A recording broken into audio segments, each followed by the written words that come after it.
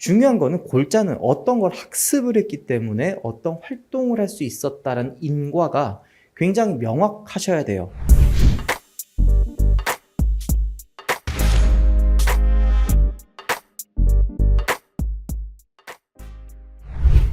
자, 여러분 안녕하십니까? 오늘은 이것이 진짜 경영학이다 라고 해서 이진경이라는 프로그램을 만들어서 여러분들에게 5회차 강의를 이제 좀 선보이려고 하고요. 본 영상은 뉴스에서 이슈가 되는 것들을 반영하고, 그리고 경영경제학과 지원을 하는 친구들에게 이런 이 신호 탐구를 하면 좋겠다라고 해서 제가 좀 이 기획을 했습니다. 그리고 선생님이 방금 얘기한 것처럼 5편의 강의 영상 중에서 3편은 경영학, 그리고 2편은 경제학으로 일단 기획을 했습니다. 여러분들이 이 학생부 활동에다가 우리 학생부 활동의 꽃은 결론적으로 문구를 우리가 작성하는 거죠. 그래서 교과, 세특이 있는 경우와 그리고 자율진로, 동아리가 있는 창체 부분으로 나뉘어질 텐데 여러분들은 이 교과에서 어떤 걸 학습을 해서 활동으로 수행평가, 수행활동을 하는 경우 첫 번째, 이런 경우 여러분들이 수행평가에 대해서 학교 양식이라든지 아니면은 기존에 내가 하고 싶었던 연구를 그대로 진행하는 경우가 많습니다. 근데 문제는 바로 이 아랫단입니다. 만약에 어떤 도서를 읽어서 내가 새로운 개념을 학습을 했다, 혹은 어떤 의문점이 들었다 인 경우는 진로 선택, 3학년 친구들 같은 경우는 진로 선택 교과로 가거나 아니면은 방금 선생님이 얘기했던 진로 동아리 자율 이쪽 파트로 오게 됩니다. 중요한 거는 골자는 어떤 걸 학습을 했기 때문에 어떤 활동을 할 수 있었다는 인과가 굉장히 명확하셔야 돼요. 근데 여러분들은 이걸 굉장히 좀 오해하는 게 학습했다로 끝나거나 아니면 활동과 연구 실험만으로 학생부가 점철되어 있습니다. 그렇기 때문에 러닝과 인콰이어리는 같이 가야 될 것이다 라는 거고, 그래서 선생님이 방금 초대에 얘기했던 것처럼 경영학 경제학을 지원하는 친구이면서 학생부 종합전형이라는 수시의 전형을 지원하면서 특히 서울대, 연세대, 고려대를 지원하는 경우는 이 영상을 통해서, 그리고 앞으로의 영상을 통해서 좀 도움을 얻으시길 바랍니다. 선생님이 첫 번째로 오늘 1회차 1강에서 얘기하려고 했던 거는, 요새 여러분 이거 많이 좀 보이시죠? 부동산 PF죠. 그래서 뭐 이런 이 뉴스 보도도 있을 거고, 제가 가장 최근에 이 영상을 보니까, 이 언론 보도를 보니까 이 건설 부동산 부실 지표라든지 그리고 이 유동성, PF 건전성 리스크에 대한 보도가 연일 이어지고 있습니다. 그리고 지금 보시다시피 이게 1월달 최근의 언론 보도인데, 그보다 앞선 작년 9월 같은 경우는 똑같이 태형건설이 1,9천억짜리의 단기 차입을 했다. 그래서 뭐 이런 목표를 가지고 있다. 그런데 이 규모가 어느 규모냐면은 차입금 1,900억은 태형건설이 자기 자본의 7,408억 원의 25.65%에 해당한다. 그러니까 자기 돈의 4분의 1을 새롭게 빌린 겁니다. 한 번의 차입금이요. 이게 과거고, 오히려 여러분 이게 과거고 이게 현재예요. 그러니까 이런 과거 때문에 이런 현재가 이루어졌다라고 하게 된다면 이거는 분석 애널리시스에 해당할 것이고, 반대로 아직 이런 주제가 만들어지거나 이런 현상이 벌어지지 않았는데도 불구하고 이것만 가지고도 이렇게 평가할 수 있다면 프로게스팅이겠죠. 어떤 형식의 문제, 어떤 형식이든 상관없습니다. 근데 우리가 언론 보도이든 아니면은 요새 가장 핫한 이슈가 고금리이지 않습니까? 죄다 고금리다. 고금리 때문에 이렇게 됐다라는 거, 그게 맞나? 자, 금리 인상이 원인이라고 했을 때, 그리고 그런 분석과 그런 결론이 도출됐을 때 반은 맞고 반은 틀린 얘기라고 선생님은 얘기해 드리고 싶어요. 이걸 통해서 우리가 조금 학습하고 여러분들이 좀 관심 있어야 되는 부분은 바로 차입원과 자본화입니다. 자, 여러분 보십시오. 이런 식으로 고속도로를 짓든 신분당선을 짓든 일산의 킨텍스와 같이 이렇게 대규모 토목공사나 건설공사는요, 엄청나게 많은 돈이 들어가겠죠. 근데 그 돈을 자기 돈으로, 현금으로 바로 탁탁탁 바로 낼까요? 그렇게 큰 돈을?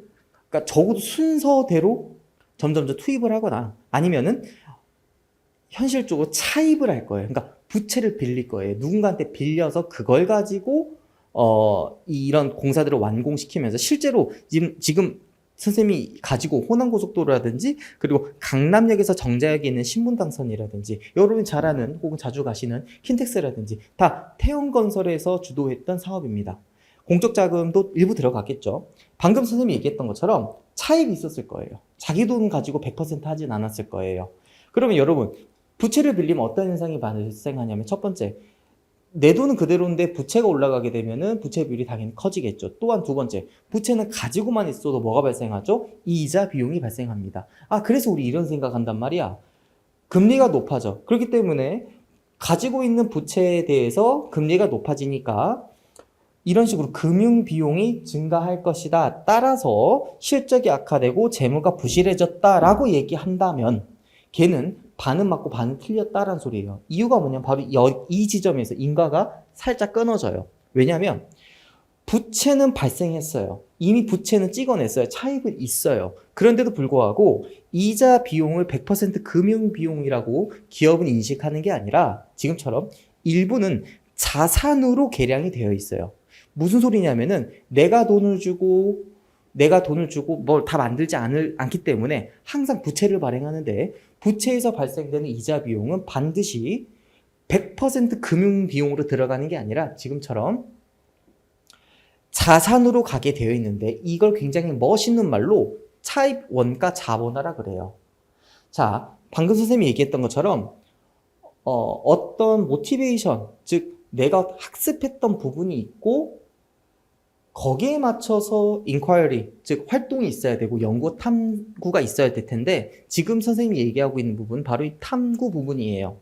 자, 방금 슬라이드에 있었던 표현 그대로 갖고 왔습니다. 부채는 발생했지만 이자 비용 중 일부는 자산으로 간다라고 했고 그게 바로 IFRS에서 기준서 23에 있는 차입원가 자본화라고 합니다. 근데 차입원가 자본화라는 걸 여러분들이 이해해 주시기 위해서는 연평균 지출액, 특정 목적 차입금, 일반 목적 차입금, 그리고 연평균 이자율 이 아래 하위 개념들을 모두 다 이해하셔야 되는데 지금까지 제 영상을 보고 있으면은 여러분들은 꽤 재밌게 보고 있는 거예요. 자, 왜냐면 이제부터 아무 무슨 소리인지 아무것도 모르는 거거든요, 지금까지. 자, 그런데 선생님이 사례를 통해서 얘를 해결해 드릴 테니까 한번 보시도록 합시다. 자, 사례를 제가 갖고 왔어요. 멋있는 굉장히 주차타워죠. 자, 어떤 건설, T건설이 2024년 1월 1일부터 2025년 6월 30일까지 주차타워를 건설을 하는데 공사 비용을 이렇게 지출을 했대요. 자, 언제부터 공사는 시작했어? 1월 1일부터. 근데 1월 1일 날 공사를 우리가 한다고 해서 바로 그때부터 돈을 쓰는 게 아니거든요. 지금 같은 경우는 1년 반이라는 시간 동안 돈이 지금 투입이 되는 거고 돈 쓴 걸 보니까 4월 1일 날 1억 썼고 7월 1일 날 5천만 원 썼고 똑같은 연도에 10월 1일 날 8천만 원을 썼대요. 자, 선생님 방금 얘기했던 첫 번째 연평균 지출액이라는 표현이 있다라고 했죠. 자, 지금 보시면은 연평균 지출액을 구하기 위해서는요. 여러분들 지금 이게 학생이 보지 않고 학부모님이 보시거나 아니면은 태형건설이 굉장히 궁금해서 한번 들어오신 분도 있을 거예요. 이게 무슨 말을 하고 있나? 이겁니다. 이렇게 큰 돈 중에 지금 선생님이 얼핏 보니까 2억 3천원이 좀 넘는 금액이에요. 이 금액 중에서 2024년에 사용한 부분을 한번 가려보자는 겁니다. 그럼 실제로 보시면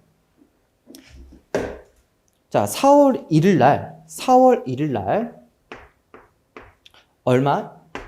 1억이 발생이 됐어요. 근데 이 4월 1일부터 우리가 지금 해줘야 되는 건 뭐라고 했냐면 2024년 1년 동안 해줘야 된다고 그랬어요. 그러면은 12개월 중에서 4월 1일부터 12월 31일 총 9개월 동안이고 12개월 중 9개월 동안 썼던 금액만 발췌해내야 되겠죠. 그럼 결론적으로 이 1억을 다 인정해 주자는 게 아니라 4분의 3만큼인 7,500만 원만큼만 인정을 해주자는 거예요. 참고로 지금 선생님은 100개짜리 100만 단위로 적고 있어요. 그러니까 공이 6개가 뒤에 있다는 소리예요. 또한 7월 1일자도 똑같은 논리로 5천만 원을 썼지만 이 5천만 원은 12개월 동안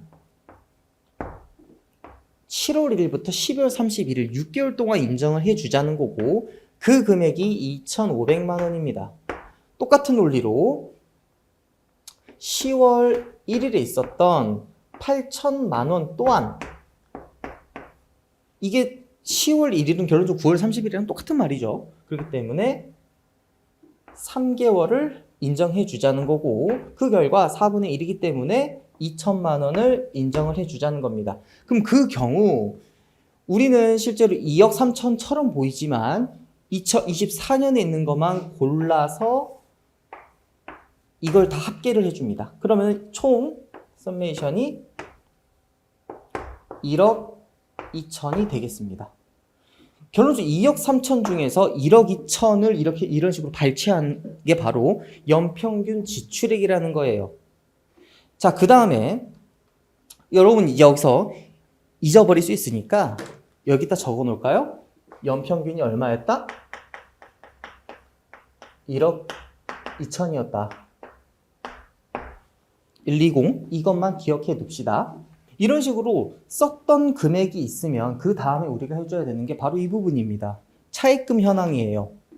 자, 건설기간은 선생님이 명시를 해 두었고 총 3군데에서 빌렸대요. S은행, K은행, N은행에서 빌렸대요.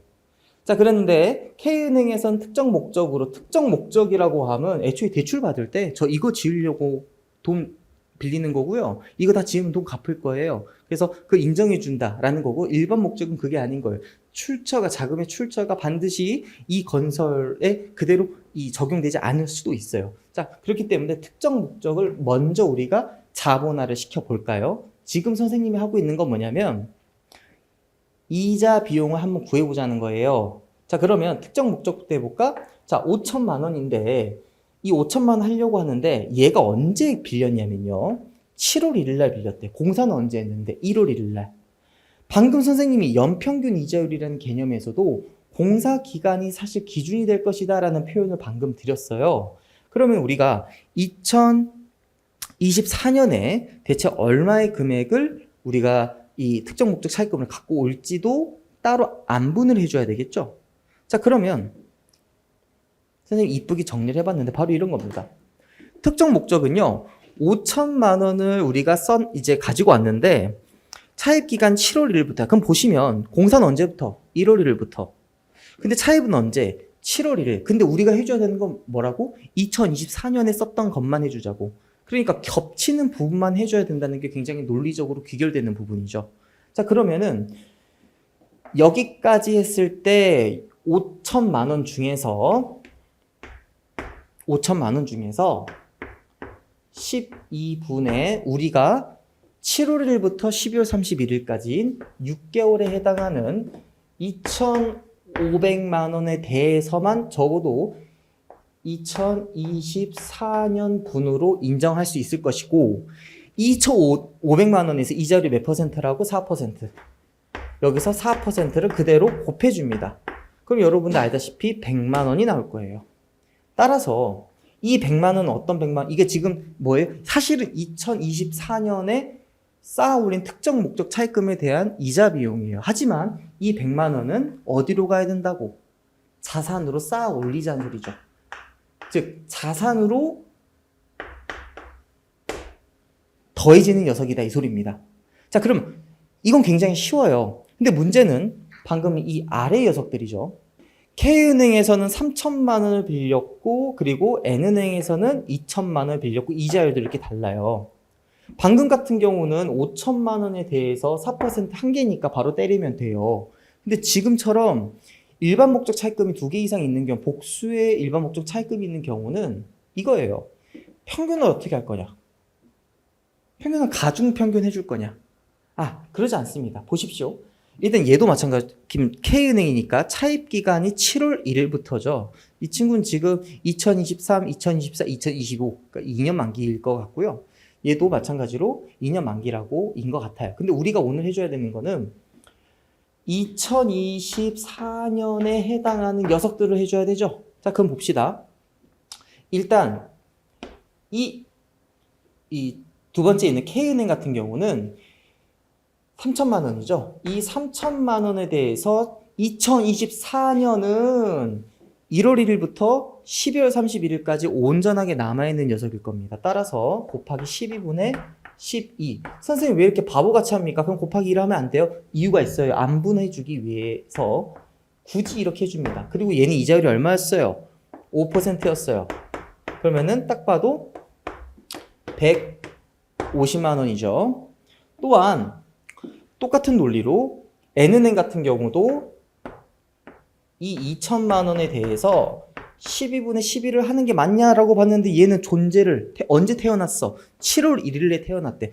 태어나기도 전에 존재할 수가 없지 않습니까? 그렇기 때문에 얘도 똑같이 6을 곱해주면은 즉 6개월치만 얘가 존재했다 이렇게 우리가 해줄 수 있다는 소리죠. 그러면은 얘도 2천만 원이 아니라 1,000만 원일 거고 여기에 대해서는 7%라고 했어요. 그럼 결론적으로 얘는 이자 비용이 70만 원이겠죠. 0.7 이런 식으로 선생님 표현을 할게요. 자, 그러면 얘는 지금 얼마냐면은 220만 원이야. 그리고 이 친구를 2020년에 맞춰서 해보니까 4천만 원이래요. 그래서 우리가 지금 이자율의 평균을 구하자고 했잖아요. 이자율의 평균은 얘가 분모가 되고 얘가 분자가 되는 녀석일 거예요. 따라서 평균은 4천만 원이라는 일반 목적 차입금 중에서 이자 비용은 220만 원을 한 거니까 선생님이 이거 계산을 쭉 해보니까 5.5%가 나옵니다. 드디어 구한 거예요. 그러니까 이자율의 평균은 이렇게 구하는 겁니다. 마음대로 그냥 이거 가중평균 하면 안 돼요. 그래서 5.5를 우리가 낮다고 가정을 해봅시다. 자, 그렇다면 이 위에 있는 거 하나하나씩 해볼게요. 맨 위에 있는 게 특정 목적이었죠. 그리고 아래에 있는 게 일반 목적이었어요. 자, 그렇다면 우리가 방금 연평균 얼마 썼니? 1억 2천 썼지? 그러면 1억 2천 중에서 첫 번째 뭘 먼저 친다고? 특정 목적을 먼저 친다고. 특정 목적이 얼마였는데? 2,500이네. 2,500을 쳤고 그 결과 얼마를? 100만 원을 차입원가 자본화 시켰다고 우리가 했어. 그러면은 남은 금액인 1억 2천에서 2,500을 뺀 9,500에 대해서는 얼마를 해야 되니? 바로 5.5%를 해주면 됩니다. 그래서 곱하기 5.5%를 해본 결과 지금 딱 봐도 500 얼마면 나오겠죠? 500 얼마. 근데 선생님 왜 이거 계산 안 하세요? 자, 제가 계산하지 않는 이유가 있습니다. 지금 보면은 얘가 연평균으로 나뉘어서 아무리 이자 비용으로 주장을 하고 싶어도 최대 주장할 수 있는 금액이 220만 원이에요. 근데 얘는 이미 500만 원이 넘어버려요. 따라서 이 금액과 이 금액 중에서 더 낮은 금액만을 우리가 연평균으로 사용할 수 있다는 겁니다. 자, 그러면은 결론적으로 바로 이 금액 100만 원과 220만 원인 더한 320만 원이니 2024년 차입원가 자본화에 성공한 금액이 될 거예요. 우리가 아무 생각 없이 4월 1일, 7월 1일, 12월 1일 날 썼으니까 2억 3천 썼어요. 이렇게 하지 않고요. 이 주차 타워의 가격은 2024년 기준으로 얼마가 썼죠? 이거 다 더해주면 되겠죠. 여기에다가 방금 선생님이 얘기했던 320만 원을 더한 이 차입원가 자본화를 더한 금액인 1억 2,320만 원이 결론적으로 총 2024년에 인식해야 되는 주차 타워의 아직 유보 취득 원가일 겁니다. 그러면 여러분들 지금 선생님 설명을 이해하셨으면 이해가 돼야 돼요. 지금 이 기사가 언제 기사냐면은 2019년 2월 25일 이코노믹 리뷰라는 이 인터넷 신문에 있는 기사입니다. 태형건설이요 차입금을 1.1조 1조 1,000억 원을 새롭게 빌렸대요. 그런데 금융 비용이 변화가 미비하대요. 그러니까 이자 비용으로 많이 지불하지 않았다는 걸 의미해요. 그 이유가 보니까 4년 사이 1조 1713억을 증가시켰는데 금융비용은 그대로다. 이유가 뭐예요? 자본화된 차입원가가 17배 가량 증가했기 때문에 금융비용이 발생하더라도 방금 얘기했던 바로 이 320만 원 이런 게 거의 다 금융비용으로 간 게 아니라 차입원가 자본화로 갔다. 이런 소리입니다. 자, 굉장히 좀 현재 이슈이기도 하면서 여러분들이 직접 좀 이 수학적인 감각을, 이 수학적 감각도 직관적인 수학적 감각이죠. 사실 선생님이 여기서 한 개만 더 말씀드리자면은 제가 왜 이거 계산 안 했냐면요. 딱 봐도 얘가 너무 많아요. 그러니까 일반 목적 차입금이 너무도 많아요. 그렇기 때문에 애초에 피지수 자체가 이미 커져버린 입장에서 아무리 연평균 이자율을 정확하게 곱해서 때려봤자 실제 일반 목적보다는 작을 수밖에 없어요. 지금 제가 딱 봐도 이게 거의 80% 넘어가지 않습니까? 그렇기 때문에 무조건 한도에 걸릴 것이다 라는 것도 여러분들이 이걸 통해서 좀 더 확장시켜서 생각할 수 있는 부분이다. 지금은 선생님 이 예제는 갖고 온 거는 일단은 정부 보조금 없고 그리고 이 일시 투자 수익 같은 거 없어요. 그러니까 아주 기본적인 것만 갖고 온 거예요.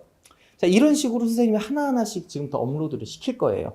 보시는 친구들은 좀 관심 있게 볼 수 있고, 일단 이게 1화고요. 다음 이제 시간에 마치기 전에 우리가 이 영상을 통해서 그냥 뭐 고금리니까 기업이 많이 부실해졌겠네. 이렇게 생각하는 게 아니라 이런 식으로 아는 만큼 보이는 게 달라진다라는 거. 그리고 이런 것들이 우리가 동아리나 그리고 자율 진로에 들어갈 수 있는 굉장히 좋은 소재라는 것도 알아주시면 좋을 것 같아요.